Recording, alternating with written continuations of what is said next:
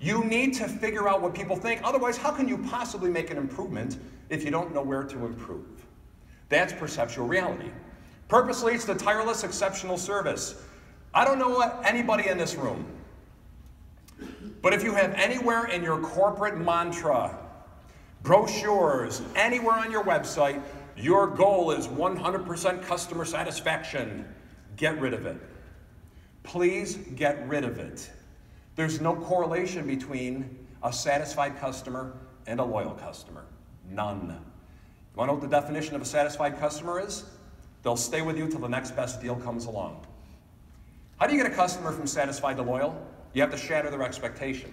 Now here's a question. How do you even meet my expectation, let alone shatter it, if you don't know what it is? Once again, we need to have conversations with our customers. When you're talking to a customer, ask them, just come right out and ask them. Let me ask you a question. What's your expectation of us? What? Well, what I just said. What's your expectation of me, of us? Wow, nobody's ever asked me that before. You know what they're going to say to you? They're not going to say, well, you know what I'm expecting? They're going to say, because you just gave them an opportunity, you know what I'd love? You know what I'd love? Here's what you do. You have several of these conversations. You go back to your office, you get your whole team together, and you say, here's what people expect of us. Now let's put a process together that blows that thing out of the water. That's how you create loyalty. Folks, we expect to get what we want. When we go to a store, to a restaurant, do we not expect to get what we go for? Think about it. You wouldn't go. If you go and you don't get it, you're upset. If you go and you get it, you're not blown away, are you? You wouldn't go if you weren't expecting to get it. Unless you're blown away by the process. Then you know what happens? People start talking about the people, and that becomes the brand. Not about the thing they bought and how much they paid for it. Do you know an article about a year and a half ago came out, and it said a survey showed that within 2 months, and this across all industries, 40% of everybody surveyed said they couldn't remember the name of the person they dealt with, and in many cases, they can't even remember the name of the company they bought from. They'll remember what they paid for the thing, but they can't remember who they bought it from. You want to know why? I'm not going to sugarcoat this. Service in America stinks. It just plain old stinks. I read another article recently that said service in America is so poor, consumers have recalibrated their expectations. What? How sad is that? We're lowering our own bar because we know that's as good as it's going to get. We're basically saying, I know that no matter where I go and what I buy, I'm going to get kicked in the groin, so hey, what the heck? There you go, here's your change. Have a great day. Next. Can you believe it? People are forgetting the people they deal with. Here's a little anecdote for you. Retired couple out on a walk in a retirement community ran into another retired couple. And the man starts raving about this Italian restaurant. Oh my God, 2 weeks ago, my wife and I, we went to this Italian restaurant, and he's talking about the food, and he's talking about the wine. He goes, it was incredible. I'm telling everybody, and I'm telling you, you gotta go, you gotta go. So the guy goes, okay, we'll go, but what's the name? Ooh, the name. He's staring at his wife. You need to help me out, help me out. It's a flower, comes out in the spring, doesn't last very long, long stem, thorns. The guy goes, Rose? That's it, Rose. Hey, Rose, what's the name of that restaurant you and I went to? Men. All right, folks, my favorite part of the presentation, because I'm about to show you the secret to life, swear to God. Here's the good news. We're all hardwired for it. We're hardwired for the secret to life. It's literally built into your brain.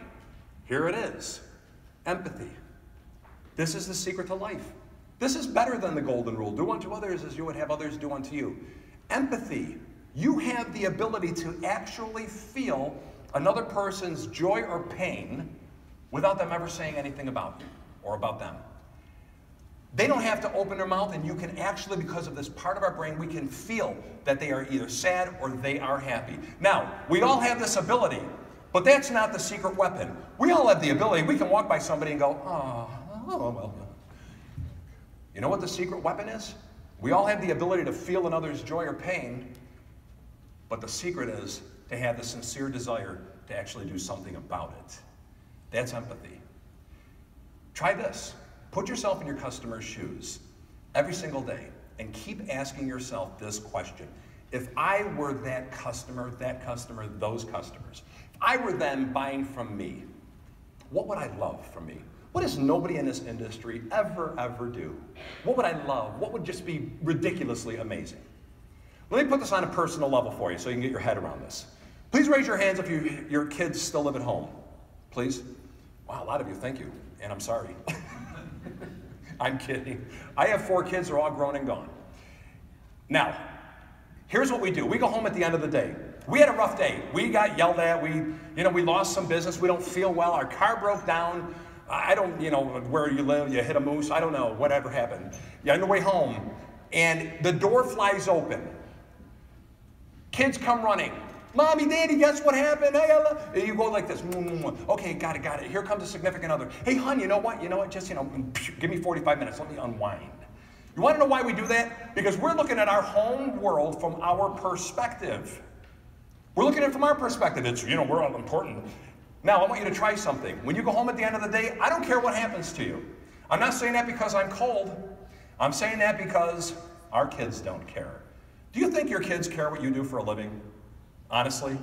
I want you to try something. The next time you're with all your family and you're sitting around eating dinner, start talking about your job. Then look over at your children's faces and watch how quickly their eyeballs glaze over and roll into the backs of their heads. They don't care. They don't care about your issues. They don't care about how long it took, how much it cost, how bad you feel, your leg hurts, the gasoline price is rising. They don't care about all that stuff. You know who else doesn't care? Everybody. Nobody cares. So try this. You go home at the end of the day. Instead of looking at your home world from your perspective, your big important self, turn it around and put yourself in those little people's shoes. And when that door opens up and that little boy, that little girl is looking at you, ask yourself this question. If I were them looking at me right now, what would I love from me at this moment? Now, unless you have ice coursing through your veins, you won't be able to pass them by. You can't, because you're no longer looking at your world from your perspective. I heard a child psychologist over 20 years ago. I swear, he changed my life forever. He did. You want to know why? Back then I had the agency. My kids were all little. All sorts of hours away from the home. Running the business, growing the business. One day I'm driving to work, and I hear this man on the radio, and I remember sitting in the parking garage, and I just sat there and let the radio play for another 20 minutes. Here's what he said. The biggest mistake we make as parents is we dismiss our children's trauma. He said we don't dismiss their trauma because we don't love them.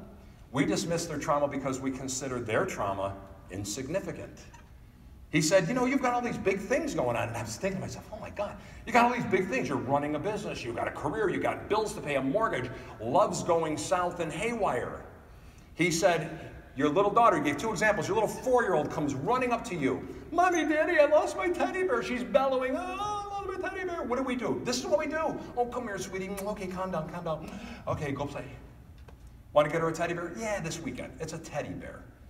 You know what the psychologist said? That little girl losing her teddy bear is the same amount of pain and trauma as you and I losing our home. It was her whole world. It was there in her arms. She had it. It's gone. She can't get her little 4-year-old brain around her, that issue, that situation, but we don't see that because we're all wrapped up. He gave another example. Your son comes home from school. Mom, Dad, Ricky called me a jerk in front of my friends and they all laughed and ran away. What do we do? What do we do, especially as fathers? Dads, what do we do? Oh, come here, you knucklehead. Tough it up. Don't be so silly. Here, go play. Go play. You know what the psychologist said? That little boy having his friends turn on him is the same amount of pain and trauma as you and I discovering our spouse is cheating on us. He said he literally wants to die inside, but we don't see it. We just can't see it because we're looking at everything from our perspective. You know what we do in business? And we do.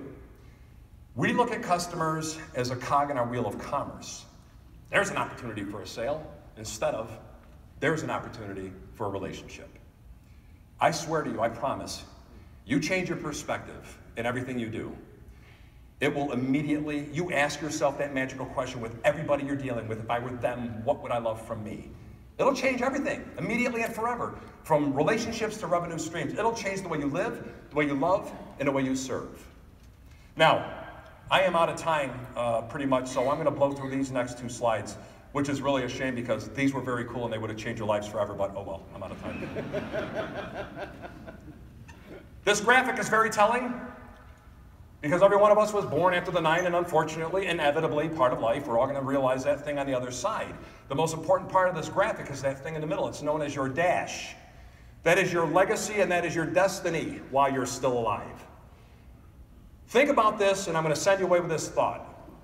Think about how many people during the course of your day, week, year you come in contact with. Loved ones, friends, customers, suppliers. Think about this. Now, think about the power, the gift you have of communication. The gift, that's a power. What are you doing with it? Like Steve Jobs said, every time I try to do something, I want to figure out a way to change humanity. What are you doing with that dash? What? You've got an opportunity to make a difference. Use it. I want to end on this quote, on this poem. Linda Ellis wrote a beautiful poem, and I carved a little piece of it out for you. And she writes, "For it matters not how much we own, the cars, the house, the cash. What matters is how we live in love and how we spend our dash." Here's my parting wish. I really, from the bottom of my heart, wish that every one of you have the most amazing, transformative dash of all. Thank you very much. God bless you. I appreciate it. Thank you.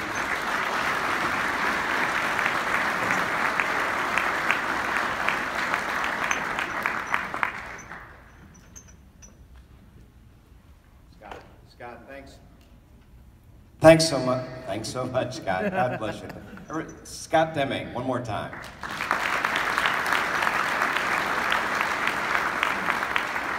What a great message and what a great way to kick off our conference. Thank you so much. Well, it's time now for our networking break, which will take place out in the foyer. Remember, our breakout sessions begin at 10 o'clock on the second level. At 11 o'clock, our trade show opens across the hotel in the exhibit hall. Thanks and good morning.